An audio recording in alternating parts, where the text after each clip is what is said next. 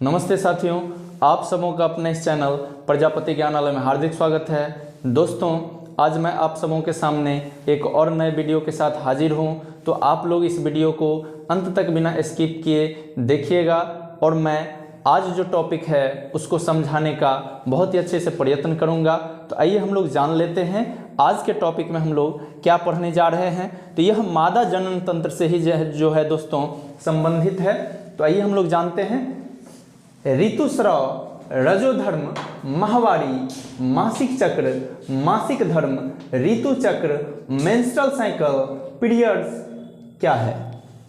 इतने सारे दोस्तों एक ही टॉपिक का नाम है जिसको हम लोग माहवारी या मासिक चक्र कहते हैं। ये सारे शब्द एक ही चीज के बारे में है, तो आप लोग परीक्षा में किसी भी कंफ्यूजन में नहीं फंसेंगे, क्योंकि मैं इस वीडियो के माध्यम से समझाने का प्रयत्न कर रहा हूं कि ये सारे के सारे शब्द एक ही चीज के बारे में है। तो आइए हम लोग जानने का प्रयत्न करते हैं कि मेंस्ट्रुअल साइकिल क्या होता है, मासिक चक्र क्या होता है। दोस्तों, नेचर ने, प्रकृति ने महिलाओं को एक वरदान दिया है कि वह अपने संतति को जन्म दे सकती है और उसका विकास जो है आगे वंश का हो सकता है। उसी कारण लड़कियां जो होती है जब वह बाल्यावस्था से किशोरावस्था में जाती है तो 10 से 12 साल के आयु में दोस्तों क्या होता है, उसके अंडाशय में जो कि मुख्य जनन अंग होता है उसमें ओवरी में अंडाणु का निर्माण जो है चालू हो जाता है। यह नेचर के द्वारा दिया गया दोस्तों एक क्रिया है और यह हर लड़कियों में लगभग में होता है। अगर नहीं होता है तो वह एक तरह का विकार है, लेकिन संभवतः सबों में होता है। यह अंडाशय क्या करता है, अंडाणु का निर्माण चालू कर देगा। कब? तो जब लड़कियां 10 से 12 साल की उम्र में जाती है। और उसके बाद यह दोस्तों कब तक होती है, तो 45 से 55 साल की उम्र तक महिलाओं में जो है होती है। क्या चीज? मेंस्ट्रुअल साइकिल यानी मासिक चक्र। उसके बाद जो है यह खत्म हो जाता है, अपने आप इसका आना बंद हो जाता है। तो आइए हम लोग जानते हैं कि पीरियड्स का आना क्या होता है। करें दोस्तों, अंडाशय प्रत्येक माह अंडाणु का निर्माण करता है, अतः निषेचित अंडाणु की प्राप्ति कर भ्रूण के विकास हेतु गर्भाशय भी प्रति माह तैयारी करता है। इतने को हम लोग पहले अच्छे से जान लेते हैं। हम लोग को पता होना चाहिए कि अंडाशय की संख्या 2 होती है और दोनों में एक साथ एक माह अंडाणु का निर्माण नहीं होता है। अगर इस माह इस अंडाशय से निर्माण हो रहा है अंडाणु का, तो अगले माह दूसरे अंडाशय से अंडाणु का निर्माण होगा। दोनों अंडाशय कभी भी एक साथ एक माह अंडाणु का निर्माण नहीं करते। तो कह रहा है अंडाणु का निर्माण अंडाशय में होता है।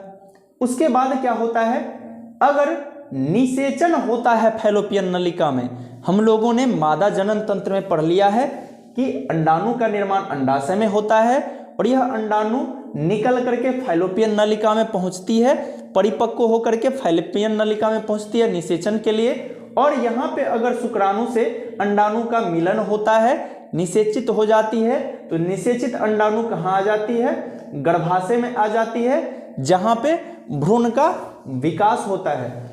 तो प्रति माह ऐसा होता है। तो कर अंडाणु निकल करके गर्भाशय में आ जाता है, तो गर्भाशय भी क्या करता है, प्रति माह तैयारी करता है। किस लिए? ताकि भ्रूण का क्या हो सके, यहां विकास हो सके। इस कारण गर्भाशय भी अपनी तैयारी प्रति माह करता है, जिससे इसकी अंतःभित्ति मांसल एवं स्पंजी हो जाती है। चूंकि भ्रूण का विकास होना है तो गर्भाशय तैयारी करती है। क्या चीज का तैयारी करती है? यह अपने भित्ति को, मांसल जो भित्ति होती है उसको मोटी बना लेती है। यह रुधिर एवं अन्य पोषक पदार्थों का बना हुआ रहता है, ताकि यहां से जो भ्रूण का विकास होगा उसको पोषण मिल सके। तो यह स्पंजी हो जाता है, मांसल हो जाता है। किसकी दीवारें? तो गर्भाशय की दीवारें। परंतु अंडाणु के निषेचन नहीं होने पर इस परत का भी आवश्यकता नहीं रह जाता है। लेकिन जब अंडाणु फैलोपियन नलिका में आती है और निषेचन नहीं हुआ, यानी शारीरिक संबंध स्थापित नहीं होता है, अंडाणु का निषेचन नहीं होता है, उस कंडीशन में इस परत का भी कोई भी आवश्यकता नहीं रह जाती है। क्यों नहीं रह जाती है? क्योंकि अब भ्रूण का विकास तो होना ही नहीं है। क्यों नहीं होना है? क्योंकि अंडाणु निषेचित नहीं हुआ।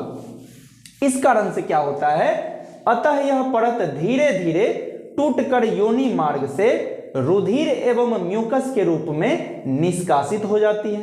अब क्या हो जाता है दोस्तों, सारे के सारे अंडाणु खत्म होकर के और यह परत भी टूट करके रुधिर यानी रक्त और म्यूकस के रूप में, म्यूकस यानी श्लेष्मा के रूप में योनि मार्ग से क्या हो जाता है, निष्कासित हो जाता है। और इस चक्र को होने में यानी अंडाणु के निर्माण से लेकर के इसके परत को टूट करके शरीर से बाहर निकलने में कुल 1 माह का जो है समय लग जाता है। इस कारण इसे हम लोग मासिक चक्र कहते हैं, मासिक धर्म कहते हैं, माहवारी कहते हैं, मेंस्ट्रुअल साइकिल कहते हैं, रजो धर्म कहते हैं, या इतने सारे नाम से हम लोग जानते हैं। तो यही है दोस्तों पीरियड्स का आना। यह 2 से 8 दिनों तक होती है, यानी उसमें जो रक्त स्राव की जो है क्रिया होती है वह लगभग में 2 से 8 दिनों तक होती है। तो आप लोगों को यह जानकारी अच्छे से समझ में आ गया होगा कि मेंस्ट्रुअल साइकिल क्या होता है, पीरियड्स क्या होता है। अब दोस्तों इसमें मैं लड़कियों से कह देना चाहता हूं कि आप लोगों के साथ जब यह घटना पहली बार होती है तो आप लोगों को बिल्कुल भी घबराना नहीं चाहिए। यह नेचर के द्वारा दिया हुआ एक जो है वरदान की तरह है। यह अगर नहीं होती है तो वह लड़की या वह महिला कभी भी मां नहीं बन पाएगी, क्योंकि अंडाणु का निर्माण होगा ही नहीं तो भ्रूण का विकास कभी भी संभव नहीं है। तो यह होना अनिवार्य है ताकि वह आगे जाकर के अपने संतान को जन्म दे सकती है।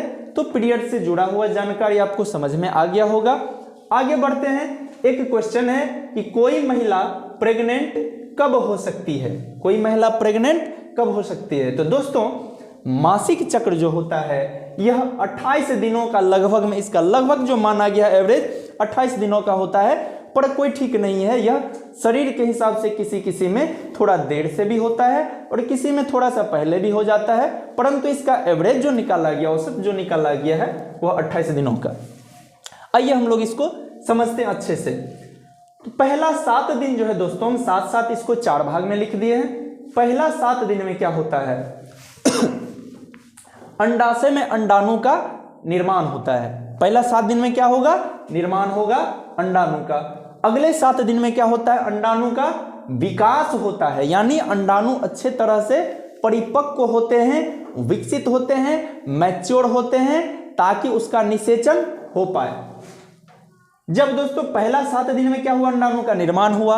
अगले 7 दिन में क्या हुआ दोस्तों, वह परिपक्व हुआ, निषेचन के योग्य बना और वह उत्सर्जित होकर के यानी यहां से निकल करके अंडाशय से फैलोपियन नलिका में पहुंचता है, डिंब वाहिनी या अंड वाहिनी में पहुंचता है निषेचन के लिए। अगर उस समय कोई भी शुक्राणु आता है यानी वह पुरुष और महिला शारीरिक संबंध स्थापित करती है, उस कंडीशन में यहां क्या हो जाएगा दोस्तों, अंडाणु और शुक्राणु का निषेचन हो जाएगा, मिलन हो जाएगा, और उस कंडीशन में प्रेगनेंसी की संभावना बहुत ज्यादा बढ़ जाती है। यानी अगर कोई भी महिला 14 से 21 दिन के बीच जो है शारीरिक संबंध स्थापित करती है, उस कंडीशन में प्रेगनेंसी का चांस बहुत ज्यादा बढ़ जाता है।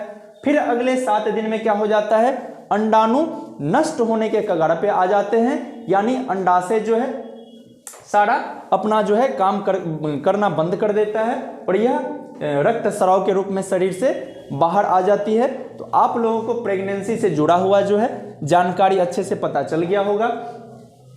इसमें दोस्तों मासिक चक्र में हम लोगों को एक बहुत ही जो है जानकारी हम लोग को रखना चाहिए, इसमें सेफ्टी का ख्याल रखना चाहिए हम लोगों को, है कि नहीं। तो उसके लिए जो है हम लोग को बहुत ही अच्छे से पता होगा, मार्केट में पैड के रूप में जो है एक अच्छा सा उपकरण जो है आता है, उसका इस्तेमाल करना चाहिए। वह बहुत ज़्यादा सुरक्षित होता है कि नहीं। और इससे ज़्यादा जानकारी के लिए, जागरूकता फैलाने के लिए एक बहुत ही अच्छा मूवी बना हुआ था, पैडमैन। आप लोगों को अगर नहीं पता है आप लोग इस मूवी को जाकर के देख सकते हैं। इसमें बहुत ही अच्छे से जानकारी दिया गया है कि किस तरीके से हम लोग उसका इस्तेमाल कर सकते हैं और वह बहुत ही ज़्यादा सुरक्षित होता है। तो उम्मीद करते हैं आप लोगों को मासिक चक्र, मासिक धर्म से जुड़ा हुआ सारी जानकारी बहुत ही अच्छे से समझ में आई होगी। तो दोस्तों वीडियो को लाइक कर दीजिए ताकि हमको मोटिवेशन मिले कि आप लोगों को और अच्छे से अच्छे वीडियो जो है आप लोगों के लिए बनाया जाए। तो दोस्तों के साथ ज़्यादा से ज़्यादा शेयर करें और चैनल को सब्सक्राइब भी कर लें ताकि आप लोगों को जो है जल्द से जल्द नोटिफिकेशन मेरे वीडियो का मिले। तो मिलते हैं अगले वीडियो में, तब तक के लिए धन्यवाद।